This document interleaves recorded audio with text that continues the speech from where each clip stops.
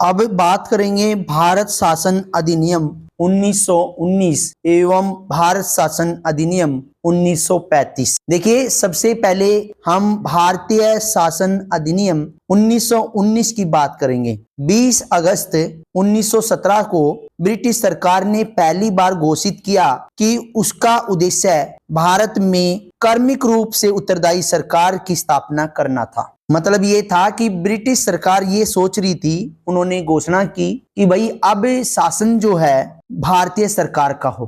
कर्मिक रूप से 1919 में भारत शासन अधिनियम बनाया गया और जो 1921 में लागू हुआ। इस कानून को मॉन्टेग्यू जेम्सफोर्ड सुधार भी कहा जाता है। जैसा कि हमने 1919 का भारत परिषद अधिनियम पढ़ा था, उसमें लॉर्ड मार्ले जो थे वो इंग्लैंड के राज्य सचिव थे और लॉर्ड मिंटो जो थे वो भारत के वायसराय थे। इसी तरह यहाँ पर मॉन्टेग्यू और जेम्सफोर्ड थे। इस अधिनियम की यदि हम विशेषताओं की बात करें तो केंद्रीय और प्रांतीय विषयों की सूची की पहचान कर और उन्हें अलग कर राज्यों पर केंद्रीय नियंत्रण कम किया गया। केंद्रीय और प्रांतीय विधान परिषदों को अपनी सूची के विषयों पर विधान बनाने का अधिकार प्रदान किया गया, लेकिन सरकार का ढांचा केंद्रीय और एकात्मक ही बना रहा। इस अधिनियम ने प्रांतीय विषयों को पुनः दो भागों में विभक्त कर हस्तांतरित और आरक्षित किया। हस्तांतरित विषयों पर गवर्नर का शासन होता था और इस कार्य में वह उन मंत्रियों की सहायता लेता था जो विधान परिषद के लिए उत्तरदायी थे। दूसरी ओर आरक्षित विषयों पर गवर्नर कार्यपालिका परिषद की सहायता से शासन करता था, जो विधान परिषद के प्रति उत्तरदायी नहीं थे। शासन की इस दोहरी व्यवस्था को द्वैध शासन कहा जाने लगा। हालांकि यह व्यवस्था काफी हद तक असफल रही। देखिए, इस अधिनियम ने पहली बार देश में द्वि शासन व्यवस्था और प्रत्यक्ष निर्वाचन की व्यवस्था आरंभ कर दी। इस प्रकार भारतीय विधान परिषद के स्थान पर द्वि संसदीय व्यवस्था यानी कि राज्यसभा और लोकसभा का गठन किया गया। दोनों सदनों के बहुसंख्यक सदस्यों को प्रत्यक्ष निर्वाचन के माध्यम से निर्वाचित किया जाता था। इसके अनुसार वायसराय की कार्यकारी परिषद में 6 सदस्यों में से 3 सदस्यों का भारतीय होना आवश्यक था। इस कानून ने संपत्ति कर या शिक्षा के आधार पर सीमित संख्या में लोगों को मताधिकार प्रदान किया। इस अधिनियम ने लंदन में भारत के उच्चायुक्त के कार्यालय का सृजन किया और अब तक भारतीय सचिव द्वारा किए जा रहे कुछ कार्यों को उच्चायुक्त को स्थानांतरित कर दिया गया। इस अधिनियम ने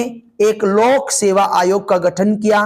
अतः 1926 में सिविल सेवकों की भर्ती के लिए केंद्रीय लोक सेवा आयोग का गठन किया गया। इसने पहली बार केंद्रीय बजट को राज्यों के बजट से अलग कर दिया गया और राज्य विधानसभाओं को अपना बजट स्वयं बनाने के लिए अधिकार प्राप्त कराए गए। इस अधिनियम के अंतर्गत एक वैधानिक आयोग का गठन किया गया, जिसका कार्य 10 वर्ष बाद जांच करने के बाद अपनी रिपोर्ट प्रस्तुत करना था। अब बात करेंगे भारत शासन अधिनियम 1935 की। यह अधिनियम भारत में पूर्ण उत्तरदायी सरकार के गठन में एक मील का पत्थर साबित हुआ। यह एक लंबा और विस्तृत दस्तावेज था, जिसमें 321 धाराएं और 10 अनुसूचियां थी। यदि बात करें विशेषताओं की, तो इस अधिनियम ने अखिल भारतीय संघ की स्थापना की, जिसमें राज्य और रियासतों को एक इकाई की तरह माना। इस अधिनियम ने केंद्र और इकाइयों के बीच 3 सूचियां, संघ सूची जिसमें 59 विषय, राज्य सूची जिसमें 54 विषय और समवर्ती सूची दोनों के लिए, यानी कि संघ यानी कि केंद्र के लिए भी और राज्य के लिए भी, इसमें 36 विषय। इनके आधार पर शक्तियों का बंटवारा कर दिया गया। अवशिष्ट शक्तियां वायसराय को दी गई। हालांकि यह संघीय व्यवस्था कभी अस्तित्व में नहीं आई, क्योंकि देशी रियासतों ने इसमें शामिल होने से इनकार कर दिया। इसने प्रांतों में द्वैध शासन व्यवस्था समाप्त कर दी और प्रांतीय स्वतंत्रता का शुभ आरंभ किया। यानी कहने का मतलब है प्रांतीय स्वायत्तता का शुभ आरंभ किया। राज्यों को अपने दायरे में रहकर स्वायत्त तरीके से यानी कि स्वतंत्र तरीके से 3 पृथक क्षेत्रों में शासन का अधिकार दिया गया और इसके अतिरिक्त इस अधिनियम ने राज्यों में उत्तरदायी सरकार की स्थापना की, यानी गवर्नर को राज्य विधान परिषदों के लिए उत्तरदायी मंत्रियों की सलाह पर काम करना आवश्यक था। यह व्यवस्था 1937 से शुरू हुई और 1939 में इसे समाप्त कर दिया गया। इस अधिनियम ने केंद्र में द्वैध शासन प्रणाली का आरंभ किया। परिणाम स्वरूप संघीय विषयों को स्थानांतरित और आरक्षित विषयों में विभक्त करना पड़ा। हालांकि यह प्रावधान कभी लागू नहीं हो सका। इस अधिनियम ने 11 राज्यों में से 6 में द्विसदनीय व्यवस्था आरंभ की। इस प्रकार बंगाल, बंबई, मद्रास, बिहार, संयुक्त प्रांत और असम में द्विसंसदीय विधान परिषद और विधानसभा बनाई गई। हालांकि इन पर कई प्रकार के प्रतिबंध थे। इस अधिनियम ने दलित जातियों, महिलाओं और मजदूर वर्ग के लिए अलग से निर्वाचन की व्यवस्था कर सांप्रदायिक प्रतिनिधित्व व्यवस्था का विस्तार किया। इस अधिनियम ने भारत शासन अधिनियम 1858 द्वारा स्थापित भारत को परिषद, जो भारत की परिषद थी, उसको समाप्त कर दिया और इंग्लैंड में भारत सचिव को सलाहकारों की टीम मिल गई। इस अधिनियम ने मताधिकार का विस्तार किया। लगभग 10% जनसंख्या को मत का अधिकार मिल पाया। इस अधिनियम के अंतर्गत देश की मुद्रा या साख पर नियंत्रण के लिए भारतीय रिजर्व बैंक की स्थापना की गई और इस अधिनियम ने न केवल संघ या लोक सेवा आयोग की स्थापना की, बल्कि प्रांतीय सेवा आयोग और 2 या 2 से अधिक राज्यों के लिए संयुक्त सेवा आयोग की स्थापना की। इस अधिनियम के तहत 1937 में संघीय न्यायालय की स्थापना की गई। भारतीय स्वतंत्रता अधिनियम 1947। बात उस दौर की है। 20 फरवरी 1947 को ब्रिटिश प्रधानमंत्री क्लेमेंट एटली ने घोषणा की कि 30 जून 1947 को भारत में ब्रिटिश शासन समाप्त हो जाएगा। इसके बाद सत्ता उत्तरदायी भारतीय हाथों में सौंप दी जाएगी। इस घोषणा पर मुस्लिम लीग ने आंदोलन किया और भारत के विभाजन की बात कही। 3 जून 1947 को ब्रिटिश सरकार ने फिर स्पष्ट किया कि 1946 में गठित संविधान सभा द्वारा बनाया गया संविधान उन क्षेत्रों पर लागू नहीं होगा जो इसे स्वीकार नहीं करेंगे। उसी दिन 3 जून 1947 को वायसराय लॉर्ड माउंटबेटन ने विभाजन की योजना पेश की, जिसे माउंटबेटन योजना कहा गया। इस योजना को कांग्रेस और मुस्लिम लीग ने स्वीकार कर लिया और इस प्रकार भारतीय स्वतंत्रता अधिनियम 1947 बनकर उसे लागू करा दिया गया। यदि बात करें इस अधिनियम की, तो इस अधिनियम ने ब्रिटिश राज समाप्त कर 15 अगस्त 1947 को इसे स्वतंत्र एवं संप्रभु राष्ट्र घोषित कर दिया। इस अधिनियम ने भारत का विभाजन कर 2 स्वतंत्र डोमिनियन संप्रभु राष्ट्र भारत और पाकिस्तान का सृजन किया, जिन्हें ब्रिटिश राष्ट्रमंडल से अलग होने की स्वतंत्रता थी।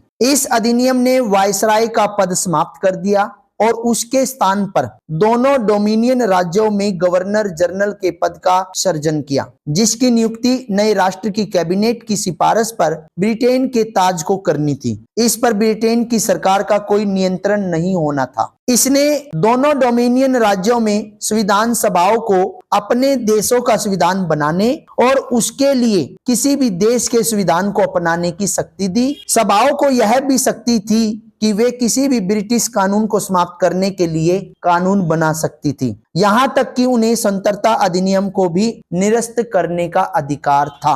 इस अधिनियम ने दोनों डोमिनियन राज्यों की संविधान सभाओं को यह शक्ति प्रदान की गई कि वे नए संविधान का निर्माण एवं कार्यान्वित होने तक अपने अपने संबंधित क्षेत्रों के लिए विधानसभा बना सकती थी। 15 अगस्त 1947 के बाद ब्रिटिश संसद में पारित हुआ कि कोई भी अधिनियम दोनों डोमिनियनों पर तब तक लागू नहीं होगा जब तक कि दोनों डोमिनियन इस कानून को मानने के लिए कानून नहीं बना लेंगे। यानी कि कानून मानने के लिए भी कानून बनाना पड़ेगा। इस कानून ने ब्रिटिश में भारत सचिव का पद समाप्त कर दिया और इसकी सभी शक्तियां राष्ट्रमंडल मामलों के राज्य सचिव को स्थानांतरित कर दी गई। इस अधिनियम ने 15 अगस्त 1947 से भारतीय रियासतों पर ब्रिटिश संप्रभुता की समाप्ति की भी घोषणा की और इसके साथ ही आदिवासी क्षेत्र समझौता संबंधों पर भी ब्रिटिश हस्तक्षेप समाप्त कर दिया। इस अधिनियम ने भारतीय रियासतों को यह स्वतंत्रता दी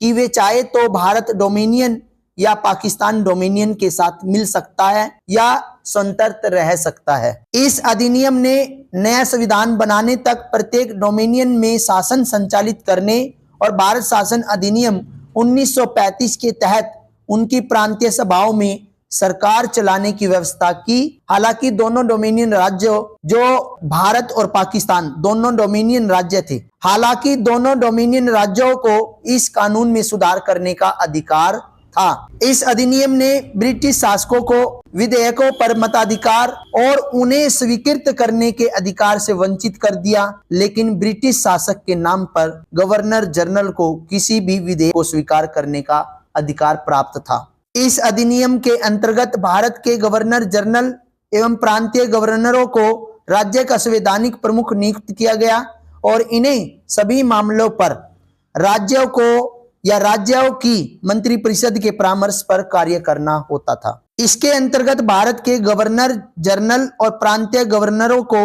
राज्य का संवैधानिक प्रमुख नियुक्त किया गया और इन्हें सभी मामलों पर राज्यों की मंत्रिपरिषद के परामर्श पर कार्य करना होता था। इस अधिनियम ने शाही उपाधि से भारत का सम्राट शब्द हटा दिया। इस अधिनियम ने भारत के राज्य सचिव द्वारा सिविल सेवा में नियुक्तियों को करने और पदों में आरक्षण प्रदान करने की प्रणाली समाप्त कर दी। 15 अगस्त 1947 से पूर्व के सिविल सेवा कर्मचारियों को वही सुविधाएं मिली जो उन्हें पहले से प्राप्त थी। 14 और 15 अगस्त 1947 की मध्य रात्रि को भारत में ब्रिटिश शासन का अंत हो गया और समस्त शक्तियां दो नए स्वतंत्र डोमिनियनों भारत और पाकिस्तान को स्थानांतरित कर दी। लॉर्ड माउंटबेटन नए डोमिनियन भारत के प्रथम गवर्नर जनरल बने। उन्होंने जवाहरलाल नेहरू को भारत के पहले प्रधानमंत्री के रूप में शपथ दिलाई। 1946 में बनी संविधान सभा को स्वतंत्र भारतीय डोमिनियन की संसद के रूप में स्वीकार कर लिया गया।